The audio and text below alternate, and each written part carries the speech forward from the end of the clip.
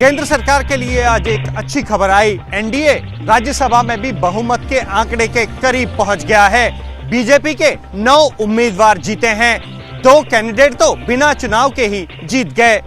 संसद के ऊपरी सदन राज्यसभा के लिए होने वाले उपचुनाव की वोटिंग से पहले ही बीजेपी के 9 और सहयोगी दलों के 2 सदस्य निर्विरोध चुने गए। ऐसे में 9 सदस्यों के साथ बीजेपी की ताकत 96 हो गई है, जिससे राज्यसभा में एनडीए के सदस्यों की संख्या अब बढ़कर 112 हो गई। राजस्थान से बीजेपी के रवनीत सिंह बिट्टू, हरियाणा से किरण चौधरी, मध्य प्रदेश से जॉर्ज कुरियन, बिहार से मरण कुमार मिश्रा बिना विरोध के जीत गए। असम में बीजेपी उम्मीदवार रामेश्वर तेली और मिशन रंजन दास को विजेता घोषित किया गया।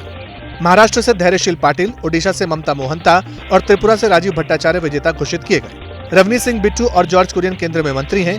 निर्विरोध चुने गए 3 अन्य सदस्यों में एनडीए के सहयोगी एनसीपी के अजित पवार गुट और राष्ट्रीय लोक मंच के एक सदस्य शामिल हैं। एनसीपी अजित पवार गुट के नितिन पाटिल महाराष्ट्र से निर्वाचित हुए हैं और राष्ट्रीय लोक मोर्चा के उपेंद्र कुशवाहा बिहार से निर्विरोध जीते हैं। तेलंगाना से कांग्रेस के अभिषेक मनु सिंघवी निर्विरोध चुने गए। राज्यसभा में 245 सीटें हैं। मौजूदा वक्त में 8 सीटें खाली हैं। मौजूदा सदस्य संख्या 237 है। बहुमत का आंकड़ा 119। 11 सीटें जीतने के बाद एनडीए के 112 सदस्य हो गए हैं। एनडीए को 6 नामांकित और 1 निर्दलीय का भी समर्थन हासिल है। दिल्ली शराब घोटाला केस में बीआरएस नेता के कविता को 5 महीने बाद मिली जमानत। सुप्रीम कोर्ट ने कविता को अपना पासपोर्ट जमा करवाने के लिए कहा है। जमानत के कविता को मिली और बधाइयां उनके भाई और बीआरएस के कार्यकारी अध्यक्ष केटीआर को मिल रही थी। के कविता को जमानत मिलने के बाद सुप्रीम कोर्ट से निकले बीआरएस नेता फूले नहीं समा रहे थे। वो इसलिए क्योंकि कविता को सीबीआई और ईडी की तरफ से दर्ज मामलों में जमानत मिली है। सुप्रीम कोर्ट ने कहा है कि कविता को 10-10 लाख के मुचलके पर जमानत दी जा रही है। शर्त यह है कि कविता इस दौरान गवाहों को प्रभावित नहीं करेंगी।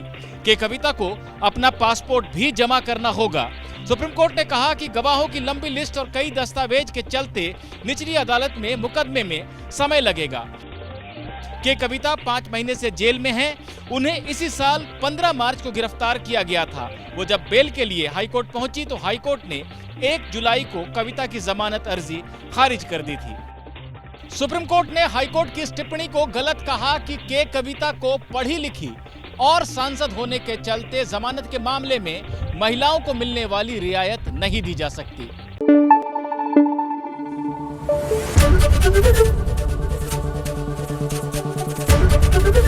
एबीपी न्यूज आपको रखे आगे।